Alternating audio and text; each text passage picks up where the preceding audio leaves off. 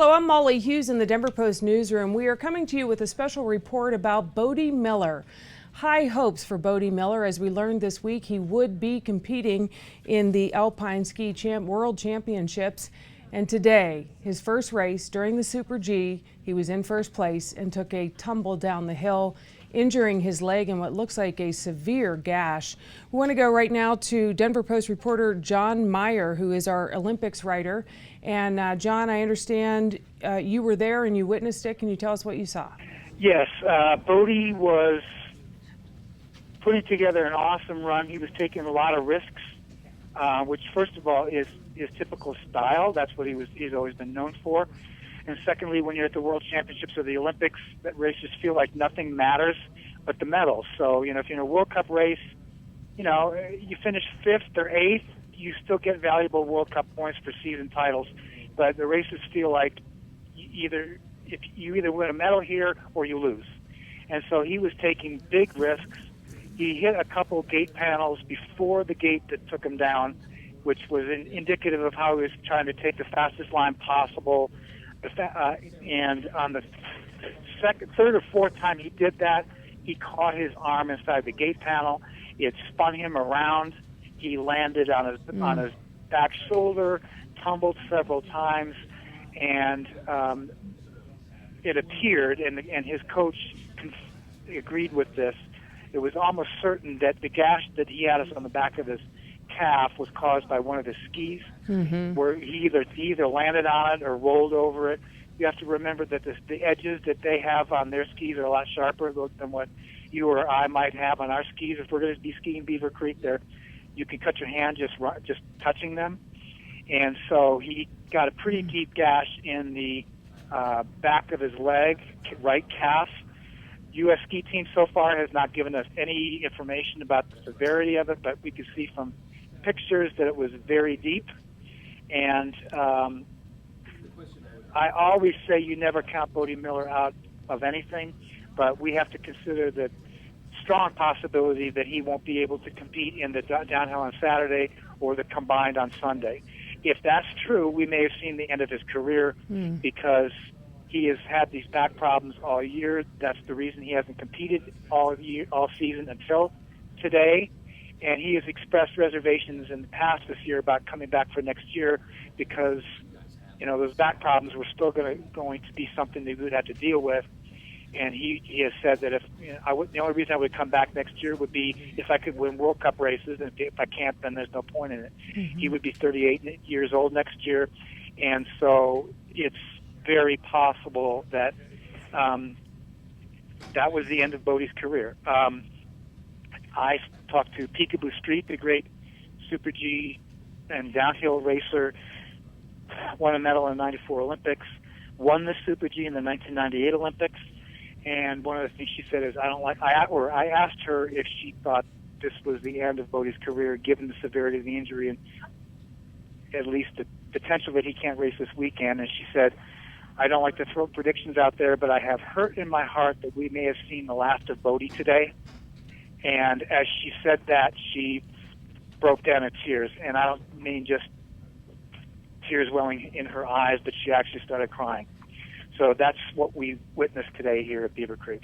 I understand that he's right now being evaluated by doctors. Any idea, is that happening right there at the bottom of the mountain? Has he been taken to the hospital? And how long might we expect this to last? He walked out of the finish area after he was in the initial evaluation. First of all, I should say he was able to ski down under his own power. Despite the severity and the apparent depth of the gash in his leg, we didn't see any blood on the course, and that has happened sometimes, but we didn't see any blood. He did ski down. He did walk out of the finished area, and the last we heard, he was being evaluated at the Vail Valley Medical Center. That's been a long time, so I would guess that by now they've stitched up the laceration, because this happened several hours ago, but the U.S. ski team has, as of now, has not updated us on that. It's just heartbreaking, wasn't it? Because I just said that we have to consider the possibility that his career ended today, and because Peekaboo said that's what she fears. I should also say that his head coach, Sasha Ririk, when asked if Bode could race this weekend, he said, "I hope so." So this is part of the problem is it looked like a very deep gash, but if it could be stitched up, maybe he could race. I don't know. I can't imagine how he would race if it actually cut into his hamstring. Mm-hmm. But again, at this point, we're just speculating. Well, and he's a pretty incredible guy to begin with. I mean, he just had back surgery in November, and here he is racing a few months later. Yes, and racing without having raced in any World Cup race. You keep in mind that these guys have raced 10 or 15 times already this season, but he hasn't. And so he was trying. It was like trying to be the quarterback of the Broncos in the Super Bowl, having not taken a snap all season. Mm-hmm. But it's worth mentioning too that if in fact this is the end of his career, whenever he ends his career, he will go down as the greatest American male ski racer of all time. The only person who has a better record than him would be Lindsey Vonn, of course. He won the World Cup overall twice. He's won 33 World Cup races, which is tops for an American man. He's got, I have so many facts running around my head, and I don't have it in front of me. Five or six Olympic medals, 5 or 6 World Championship medals. He's been a world champion. He's been an Olympic champion.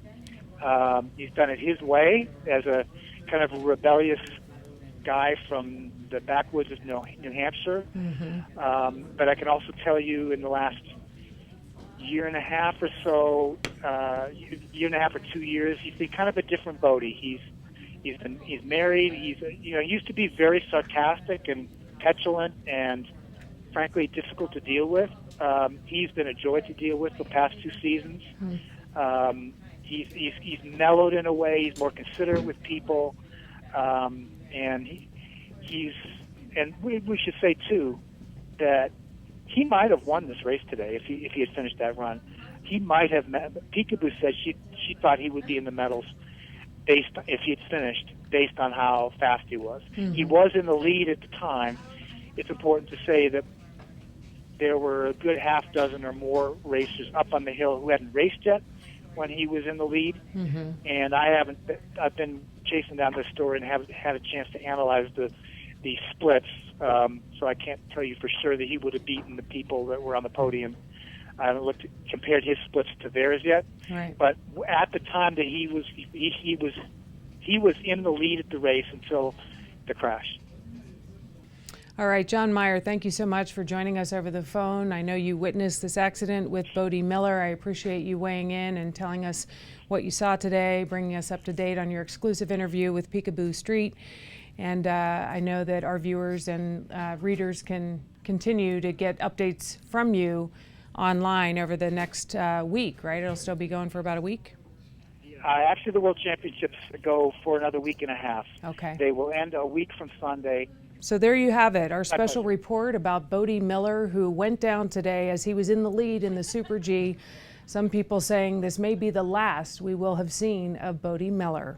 33 World Cups, 5 World Championship medals, 6 Olympic medals, including a gold, and 2 overall world titles. Certainly has had an awesome career. We will continue to update this story here on DenverPost.com and DPTV. For now, I'm Molly Hughes with this special report.